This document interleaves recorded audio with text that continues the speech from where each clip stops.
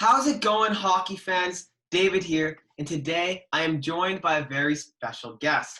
My friend Paul Alexi, a longtime hockey fan, very knowledgeable, probably most knowledgeable out of all my friends for sure, watches a lot of hockey, knows his stuff really well. So thank you, Paul, so much for coming on.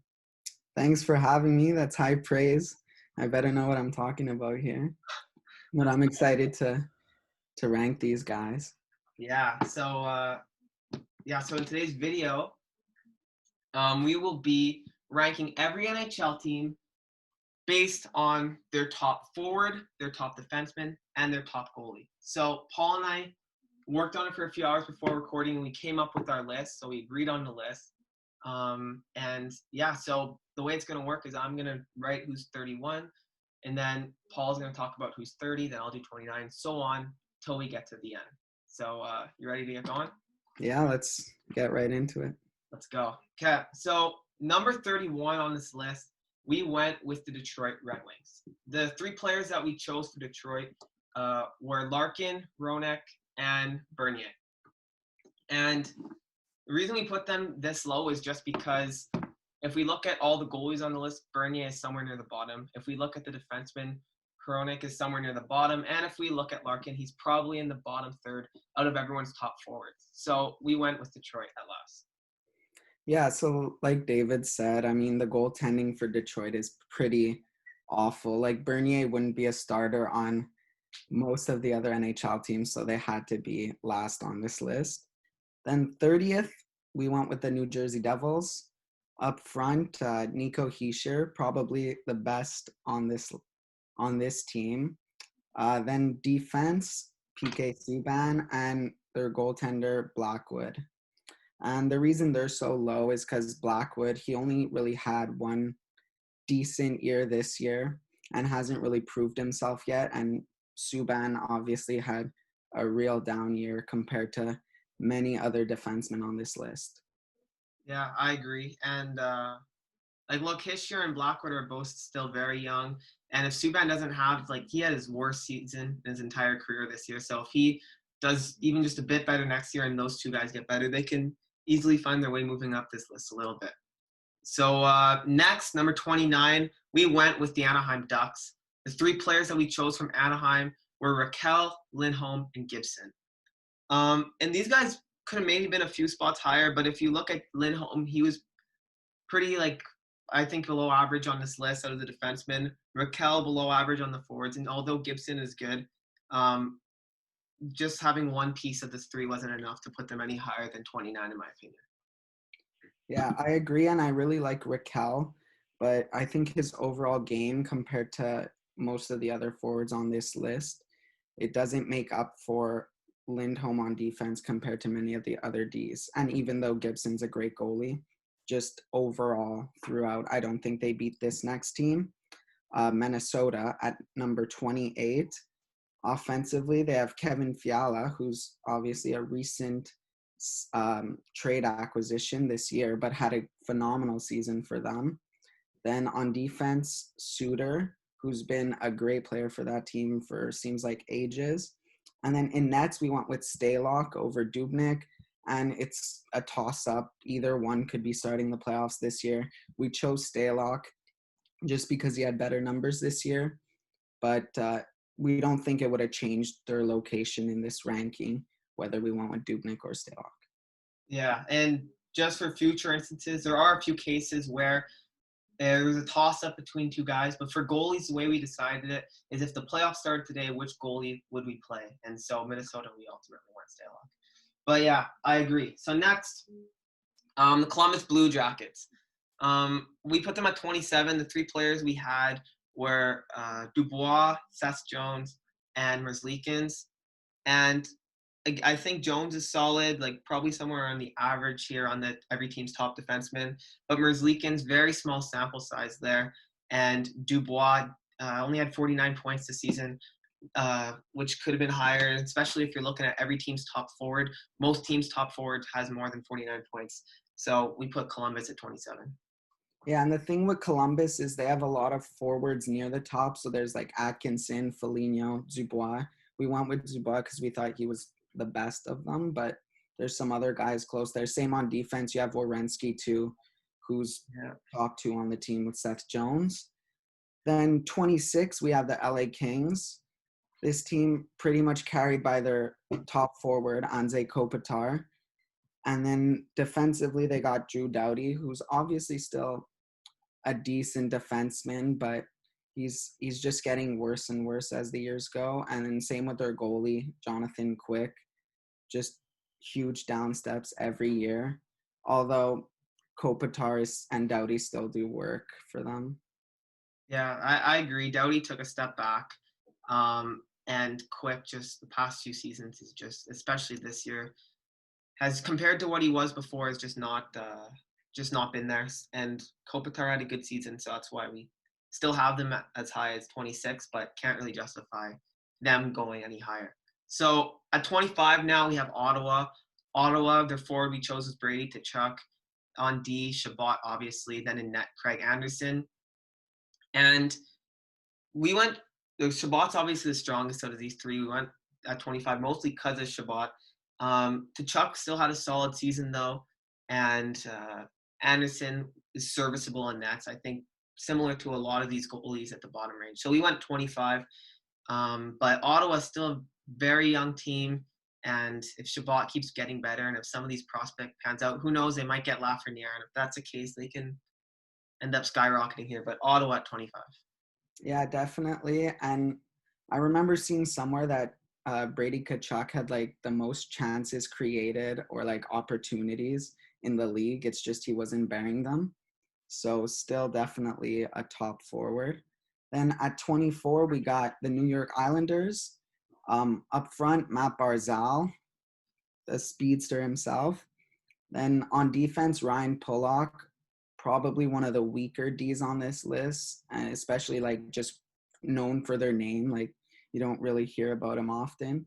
And then in nets, Varlamov, they still have Grice as their backup. They kind of split starts, but Varlamov had the better season, so we went with him. And yeah, they're number 24. Yeah, I agree there. Nothing to add. Next, Arizona. And if we were kind of like breaking this list down into like tiers, I think there's certainly like a line above Ottawa, because then Islanders take a step up with 2 average pieces on defense and net and Barzal. Then if we look at Arizona, they have Taylor Hall up front, Oliver Ekman-Larsson, and Kemper, and who are all 3 solid guys. The reason we didn't go higher with this though is because Kemper, really a lot of his career has been as a backup. So, and a pretty small sample size as a starter. Taylor Hall, kind of down year, but overall, like still a very strong forward. And then Ekman-Larsson also kind of slowed down a bit this year with around 0.5 points per game. So we went Arizona at 23. Yeah, exactly like David said. I agree. So then at 22, slightly ahead of Arizona, we got Chicago. So Chicago heavily relying on Patty Kane. Then on defense, Duncan Keith, and in nets, Corey Crawford. So there's not really much to say about Chicago. Keith is one of the lower tiered defensemen on this list as far as points, and just he's getting up there in age, doesn't really do as much as he used to.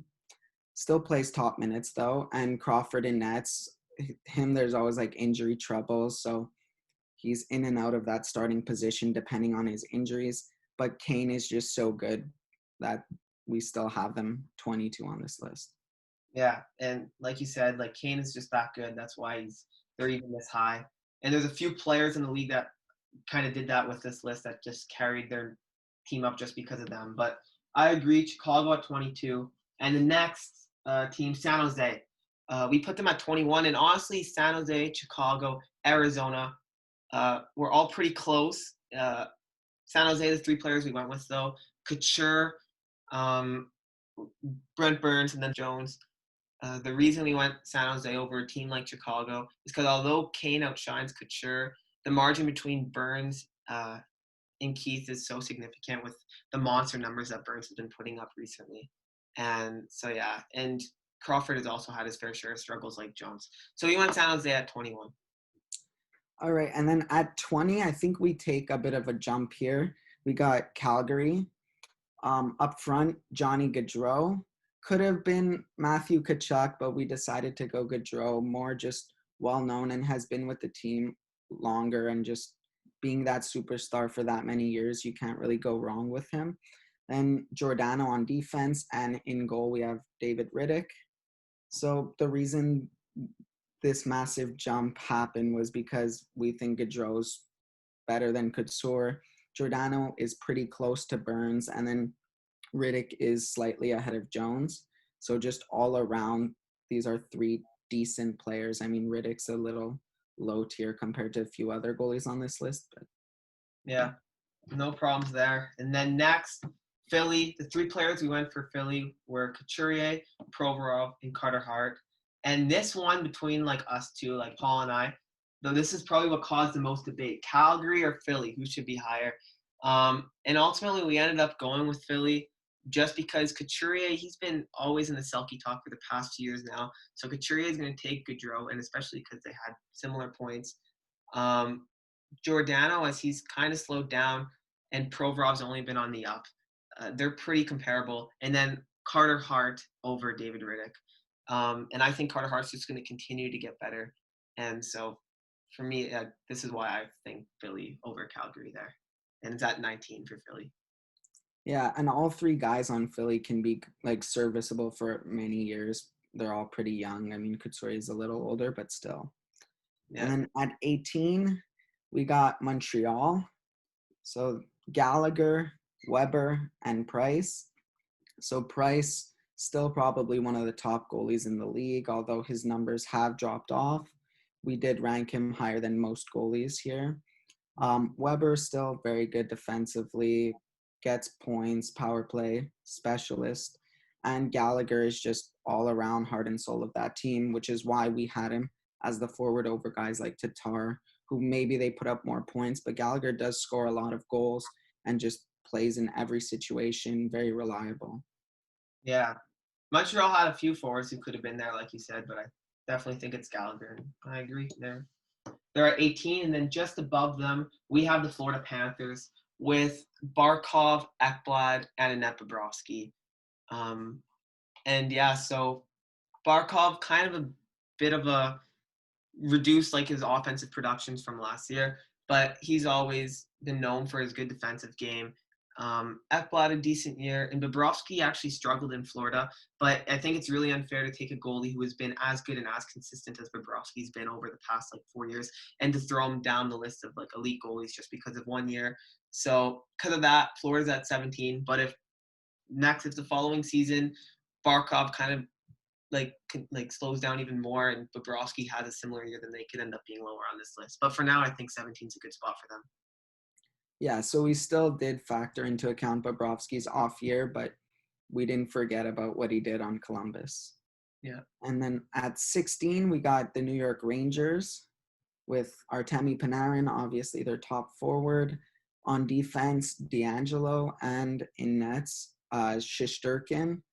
So Shesterkin had a very small sample size, but we decided to go with him because he played so well during that time, and he would have played more games in the final stretch if he didn't get injured. And we also agreed that he'd probably be starting the playoffs over a guy like Lundqvist or Georgiev. And then the reason they're mid-tier on this list is because of Panarin. He's just such a great player, probably one of the leading candidates for MVP this year. So yeah, I agree. And like you were talking about with Shesterkin, he's 10-2 in the NHL. So at least for game one, if the playoffs are starting now, I don't know how, if you're the Rangers, if you have him healthy, how you don't play him. And then we were talking earlier about guys who single-handedly bring their team up on this ranking. D'Angelo and Shesterkin both have very small sample sizes. And Panarin like really helped the Rangers become in the top 16 here on this list. So next we went with at 15 the Dallas Stars with Tyler Seguin, Miro Heiskanen, and Ben Bishop. 3 really solid guys. Yeah, I think Sagan's probably somewhere in the middle here in terms of guys of teams' top forwards. Heiskanen somewhere in the middle and top defenseman, and Bishop above average on the goalie list. which is why they find themselves just above average out of the league. Yeah, I agree with that. Very average all around, so it makes sense to have them there. Yeah. Then at 14, we have Nashville. So offensively, we decided to go with Duchesne over guys like Johansson and Forsberg. And then on defense, Roman Yossi. And in nets, we went with Rene just because he's been their top goalie for so long and still is kind of their starter, splitting starts with Saros for most of the year. And the reason they're this high on the list, just above average, is because of Roman Yossi, just one of the best defensemen in the league. Just every game you watch Nashville play, he's all over the ice. It's incredible. So, Yeah, it kind of carries them. like you said, Yossi's a big reason why they're up here. And slightly off topic here, do you think Yossi deserves the Norris? I do. If I'm giving the Norris, I would give it to Roman Yossi. Just like if I'm choosing one defenseman on my team, it's definitely Roman Yossi. And I think his offensive numbers definitely back it up. And even defensively, just he's an all-around beast. So, yeah. Yeah, I don't know. It's hard to ignore Carlson's points, but if you're Yeah. looking at all-around defenseman, then I'd probably agree that Yossi is. He's right up there. So next at 13, we put the Buffalo Sabres. The Sabres have Eichel, Dahlin, and Allmark. They probably would have been higher up if they had a goalie with a bigger sample size and with a little more success than Allmark. But with guys like with Eichel leading their offense and Dahlin on their blue line, they can definitely go up on this list if they keep getting better. And I think 13 is a pretty fair spot for them, especially because those two guys are above average on the forwards and defense list. So I'd probably go. So we're going Buffalo at 13. Yeah, so I say give them a few more years and they could be like top 5 on this list with Eichel and Dahlin, assuming Eichel's still a Sabre by that time.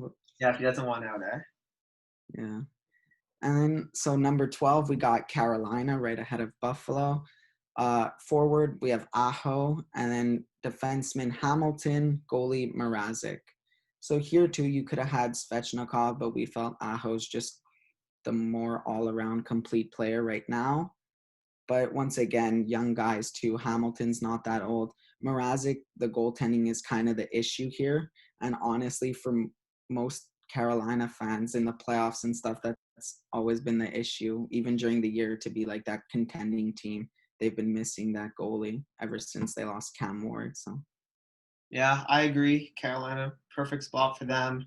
And then next, we talked about teams that get dragged up by one player, and out of all teams, this is by far the most noticeable instance of this, the Edmonton Oilers. With McDavid on their offense, Nurse on their blue line, and Koshkin in net. McDavid helps him so much get up on this list. He's, in my opinion, the best player in the world. So we had a hard time choosing between Nurse and Clefbaum. We went with Nurse just because their points were pretty close, and in terms of how they play defensively and power play time, taking that into account, Nurse is more effective for this team. So we put Edmonton at 11. yeah, and I think rightfully so, McDavid carries them up to this position, best player in the league. So it makes sense. And then right ahead of them at number 10, we have Winnipeg. Offensively, Scheifele. Defense, Morrissey. And in nets, Hellebuck. So here we have Scheifele, who's one of the top forwards in the league. Morrissey kind of lets them down on defense. The big loss of Big Buff on defense. And then Hellebuck, also one of the best goalies, especially this year. Definitely a Vezina candidate. So him and Scheifele really boosted this team up. Yeah, I agree with that. Then if we're looking at 9, we have the Pittsburgh Penguins. And for Pittsburgh, we have Crosby up front, obviously, with Hang on the blue line, Murray and net. And the reason we didn't go higher with this team is ultimately Matt Murray. We're going to see a lot of these teams from 9 now to 1 have very strong goalies. A lot of time, they cancel each other out when you're comparing. And Murray just brings Pittsburgh down. And then with Letang on the blue line, who also is just injured a lot and with a bit lower production this year than he's used to, I think 9's a spot for Pittsburgh. Yeah, and one of the things this ranking ignores is depth. So even though Pittsburgh have the best top 2 punch in the league with Malkin and Crosby, like that doesn't really matter in this type of ranking. So yeah, Murray definitely is an anchor compared to Crosby and Letang, and which is why they're at ninth and one spot behind Vancouver, who are number 8. And up front, we went with Pettersson. On defense, Hughes, and in nets, Markstrom. So Pettersson, one of the top young forwards in the league, but beats a lot of these guys by quite a bit. And Hughes on defense, he's so young, only one full season, but still definitely did enough to have them this high on this list. And Markstrom, probably one of the best goalies in the league, especially carrying his team to a lot of undeserved wins most of the time. Like, I don't know, just he's just so solid. So. I agree. Markstrom actually had the most stolen wins in the NHL this year with 8 of them. And if you look, like Pettersson and Hughes as like their forward defense can be comparable to some of these teams here, but ultimately I think which pushes him higher is Markstrom. When he's on his game, he's just so elite. In my opinion, one of the top in the league. And with guys like Pettersson and Hughes, I think they definitely deserve to be where they are at 8. So now at 7, we have the Vegas Golden Knights with Mark Stone up front, Shea Theodore on the blue line, then Marc-Andre Fleury in net. Marc-Andre Fleury, I'll start in net. He's just solid. Especially since coming to Vegas, he's just been so good for them. In my opinion, like over the time span since he's been there, top 3 goalie in the league.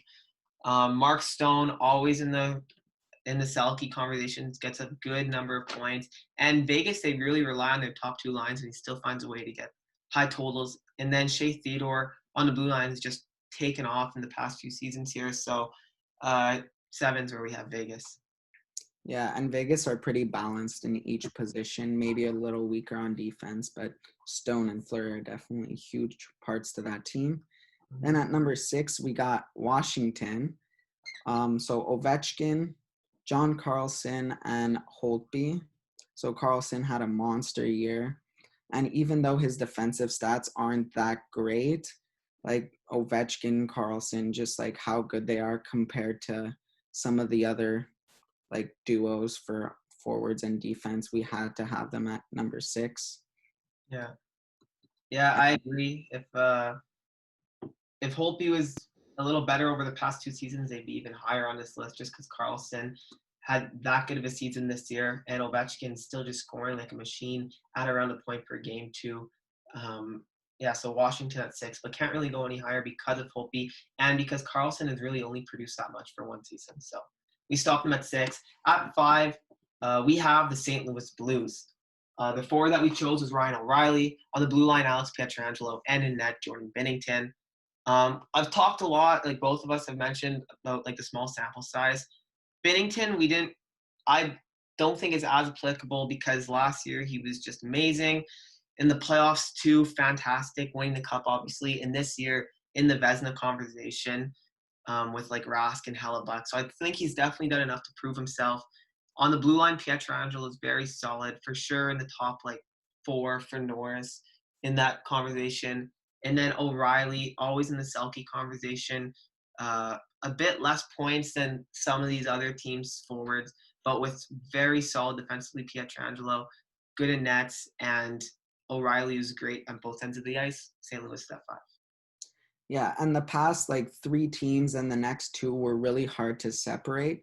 And I think St. Louis just having that overall strength in every position instead of just having like a superstar forward, then a bit of a weaker goalie or defenseman, that's why they're at number 5, just because they're very well balanced. And if we're talking about tiers that we've seen so far, this whole top 10 is just in like a whole other tier, then probably another like semi-tier starting around here. But just like, yeah, it's tough to differentiate at this point. But like Paul said, just so well-rounded. Yeah. So then at number 4, we have a team that was more carried by a couple of players. We got Colorado. So Nathan McKinnon, one of the best forwards in the league, probably top 2, top 3 on most people's lists. Then Makar on defense, one of the best up-and-coming defensemen, already elite. So can't really go wrong with him. And then in nets, Grubauer, not a terrible goalie, but not, I wouldn't say top 3. So he kind of drags them down a bit from like the top 3 on this list. Yeah, if Colorado had stronger goaltending, they would be top 3. And we kind of talked about earlier how we took Pittsburgh a bunch of spots down because of Murray. The reason why we take a guy like Grubauer is because when he is healthy, his numbers have been solid over the past 3 seasons. His save percentage has always been above league average. And when you have guys like McKinnon and Makar up front, it's hard to push Colorado any lower than 4. So then at 3, we have the Toronto Maple Leafs. We took Matthews up front, even though you could have argued Marner, Tavares. We have Morgan Riley on the blue line, and we have Freddie Anderson. The reason we don't go into this 1 or 2 tiers, because I think Matthews just as good as the guys we're about to name for here. He's up there for sure. But Morgan Riley, he only really had last season where he went off and he had great offensive totals. And I think Freddie Anderson competes with a lot of these goalies down here as he's established himself as being one of the elites.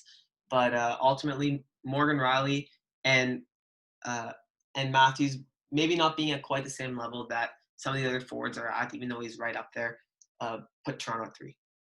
Yeah, and I think Toronto, once again, they're just well balanced throughout each position with Riley, Anderson, and then Matthews, one of the best scorers in the league. Then at number 2, it's going to give away number 1 if you've been keeping track. Number 2, we got Boston. Up front, we chose Marchand over Pasternak and Bergeron just because we decided he's the driving force to most of their offense, and just his all-around ability is pretty insane, one of the best forwards in the league. On defense, we went with Krug. We could have gone with a guy like McAvoy, who's probably more responsible defensively, still puts up decent point totals, but you always want and expect more from him. But still, his defensive game is great. But we went with Krug instead, who's just a power play specialist, joins the offense every chance he gets, and still a great defenseman. And then Rask in nets, probably top 2 for Vezina this year, him or Hellebuck, maybe Bishop. But yeah, Rask had a great year, great playoff. So that's why we have them at number 2. Yeah, for sure. Like you said, Rask, like right in that Vezina combo. Marchand, I think up there with league's best, like producing 100 points last season, then with 87 and I think 70 this year. He's just a tank offensively. So I think 2 is a very fair spot to have Boston. And number 1, like Paul said, if you've been keeping track, has to be the Tampa Bay Lightning, with Nikita Kucherov as their forward, Victor Hedman on the blue line, and Vasilevsky in net. I think it's a pretty easy choice. Kucherov, with his monster 128-point season last year, still a very solid year this year. And then Hedman on the blue line, who is over, he won the Norris last year. He's in the convo again this year. 2 years ago, he was nominated. So he's always been top 3, top 4 defenseman for the past 3 seasons. And then Vasilevsky in net, who's, in my opinion, still you can compare him to any goalie on this list, and he's right up there. So Tampa Bay at number 1. And yeah, that wraps up this list. And also, like I mentioned in my Stanley Cup prediction video, I think Tampa's winning the cup.